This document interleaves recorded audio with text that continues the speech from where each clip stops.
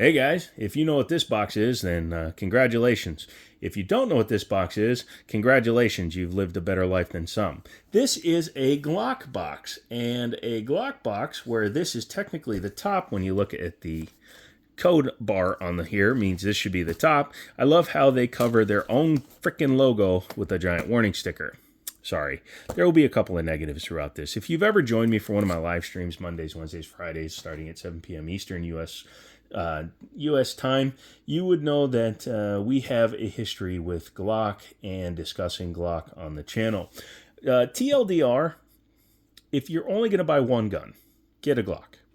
If you want one gun that's going to be very reliable, that's going to run for you, it's going to save your life, it's going to go bang for the vast majority of times that you're using it, get a Glock. If you're a gun enthusiast, get a Glock just so you can say you own a Glock. Otherwise, once you become an enthusiast and you start to look at other guns, these guns make a little less sense. But we'll dive into that later. Again, I want to re-examine this gun because I haven't really taken a look at one since they originally came out. And we'll go over it a little bit, talk about what makes it so interesting and why you might consider one as a Glockophile. So, different colored box, obviously, because this is the 19X, chambered in 9mm. Has a 17-round magazine because it has a Glock 17 frame, Glock 19 slide. Again, just throwing out all the specs right away because this was the gun that was submitted for the military trials to replace the Beretta M9A2s. Ultimately, it didn't win. It lost to the M17, but that's only because they couldn't make this gun as affordable as an M17 and give it the same feature set. So as you'll see, we'll talk about a few things as we get into it. Let's look at the box real quick. So it's basically like every other Glock box because it's a commercially available product. You get some back straps because it's a Gen 5. You only get 2 versus the 4 you would get with the Gen 4. You get 3 total mags, a speed loader that's suspiciously just a black one, but you do get 3 Coyote magazines. You will see here that 2 of the mags have extended base plates on them. Someone let me know down in the comments if that actually gives it a +2 base pad. I don't see +2 stamped on it, so I'm going to say no, but it is possible. But we're going to use the one that was in the gun when I took it out. Go ahead and move the box over to the side because, let's face it, it's not interesting. So, this gun went up against the Beretta M9A3, the SIG M17, and this gun, which were the 3 main competitors for the replacement trial. Sorry, apparently I'm very tired and knocking things off my table.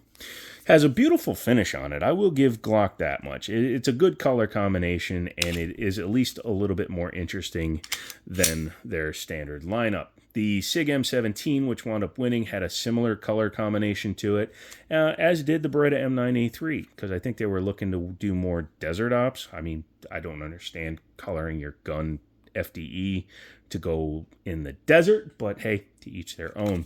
It does have some differences from what was later released as the Glock 45. The Glock 45 is the civilian version of a gun that was never actually militarily used, so it's a civilian version of a civilian gun. But this is the originator of the Gen 5 platform, basically. You can see it's almost like a 4.5 because it's missing some things that a current Gen 5 has. But it does have metal night sights right out of the box.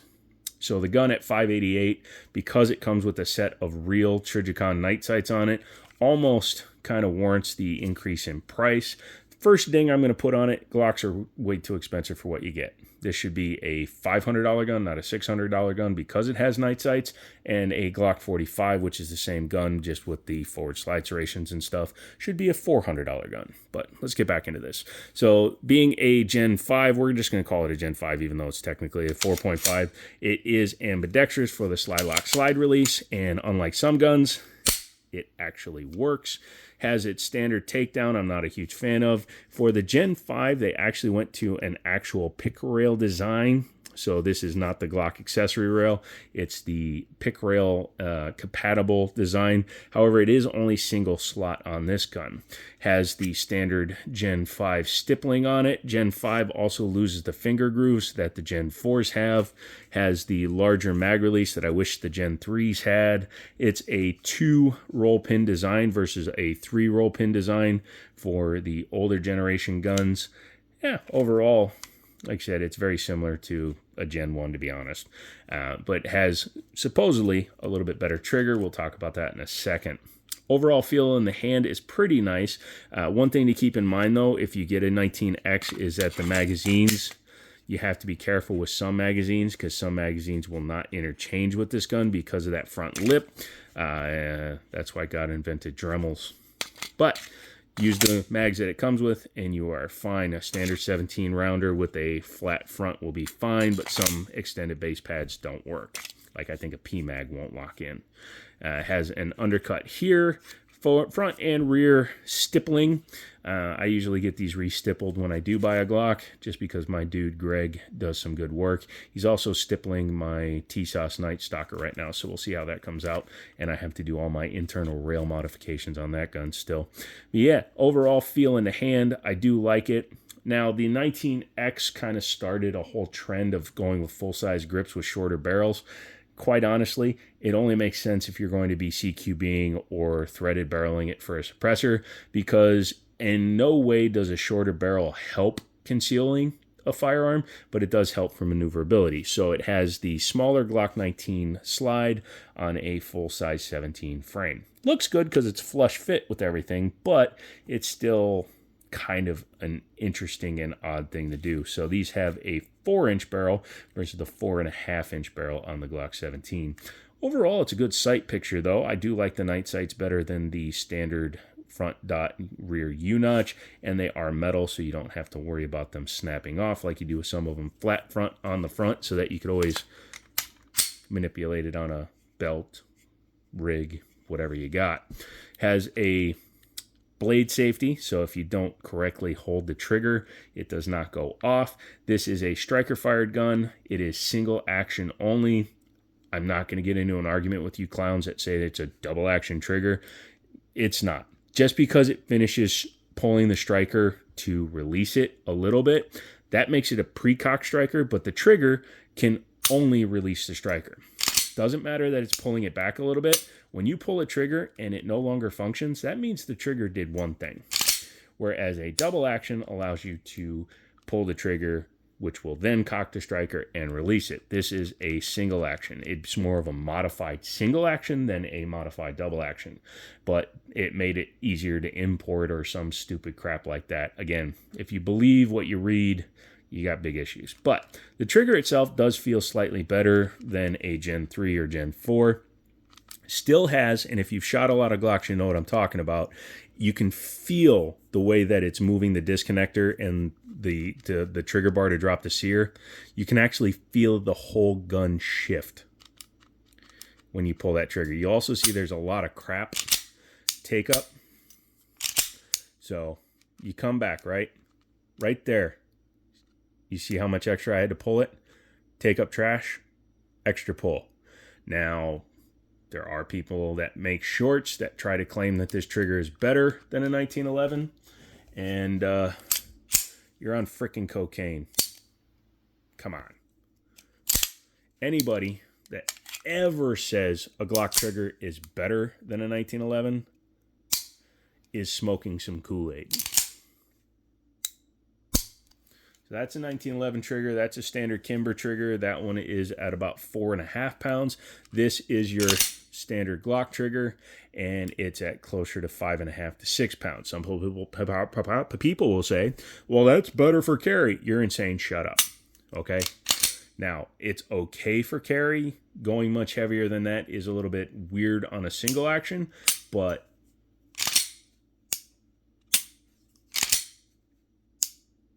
it's still not my style. I would prefer a Walther PDP or a Canic or even a Smith & Wesson over this trigger. And again, I'm not saying it to be mean to Glock. I'm just saying that they have rested on their laurels. Glock is the unflavored hummus of firearms.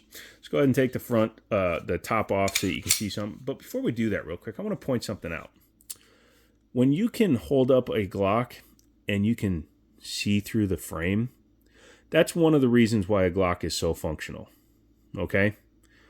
It's not because it's perfection. It's not because it's precision.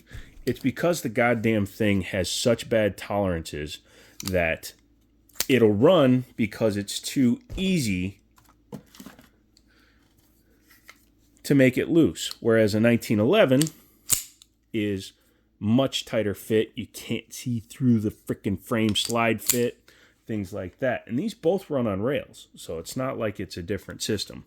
But yeah, the fact that you can see through the Glock, that's the only reason why it runs so reliably. But it's also one of the reasons why you can just limp wrist it and stovepipe it. Anyways, go ahead and clear it. Make sure she's empty. Yep, she is. Pull it back. Some people will tell you pull the trigger first. You can do it in either order. But either way, you have to pull those down. The trigger does have to be pulled because of the striker system that this gun has. And at that point, you can go ahead and pull it off the front of your gun. Has a captive recoil system with dual springs. This is a Gen 4 upgrade, I believe. Although Gen 3 has them, maybe. I don't remember. I build a lot of them. Has a 4-inch barrel that they claim is match grade. Okay. And then there you go. It has their, what is that, PVD coating on here. It's a good-looking coating. I like that it also has the Gen 5-ish style where they round it off the front of the slide. Gives it slightly better aesthetics. Pardon me. Like I said, it's 2 o'clock in the morning when I'm filming this. Has a standard striker plate on the back. There's your standard firing pin safety, but it's also the retention for the extractor, which is actually a good idea. I'm more of a fan of that. SIG uses the same style, as do a couple of other companies, so you have to take the striker plate down, pull out the spring, and then you can pull that out. Everything is retained together. It's kind of interesting, but yeah, it's pretty interesting. As opposed to the 1911, which is kind of a pain in the ass to take down if you don't know what you're doing. Frame here, it's not a chassis system. The serial number is underneath there. However, you can easily take the fire control group out by knocking out those 2 roll pins, pull the whole thing out, service it. The only thing that won't come out with the fire control group is the front lock block will come out on its own. The front safety or slide locks will come out on their own. And then the rear control group will come out with this trigger bar, which has the safety in it, unlike an M17 where the whole chassis comes out. This is not just a quick hot swap. I mean, you could easily change this into another gun, but because that is the part that is serialized, it's harder to obtain grip modules for these. It's annoying, but it's part of them facts. But yeah, overall, I mean, the build is nice, okay? I'm not going to knock Glock on their manufacturing ability. I'm not going to knock Glock for their ability to crank out a lot of guns. Like I said, this is a gun that has rested on its laurels, and you're going to yell at me for saying that, and I know you are, because I love the 1911, and you guys are going to be like, oh, well, 1911 has been resting on its laurels. No, it hasn't. So this is an original one, design style, original A1, and this is a modern version of the 1911, okay? So a lot of changes, sights, triggers, hammers, controls. Everything on this is upgraded from that gun, whereas everything on this gun, except for the number of roll pins it uses to hold it together, is the same as the original. What do I think of it overall? Again, if you want a gun that can save your life, a gun that's only going to be used for carry, light range use, things like that, get a Glock. Does what it says on the box. It's going to run. It's going to save your life. It's going to do what it says it can do. You're not going to have to wonder, do I have to tune it like I do with my 1911s? And you're going to have an overall mediocre experience with it. Do I recommend it for an experienced shooter? Nope, I don't. Get a different version of the Glock if you want one of those. Get a 47 or a 49. I mean, they're the same damn gun, but you know what I mean. Size is different. Look at that, a 45 mag. 1911. But yeah, that is the Glock 19X Revisit. It's still the same gun. It is available in MOS now, so if you are looking for one, just go to Liberty Arms' website. I can't link them, but Google it, Harrisonburg, Virginia, Liberty Arms. Go to the website, and you can order one of these shipped to your home, or excuse me, your FFL. Use, I think, code Jimmini might still work, but if it doesn't work, let me know down in the comments, and I'll see about getting that up and running again. So that's it. That's the Glock 19X. We're going to do what we do with every Glock and throw it away so I don't have to look at it. Come back for another video. Let me know what you guys think. Come back for the live streams. And as always, I'll talk to you later.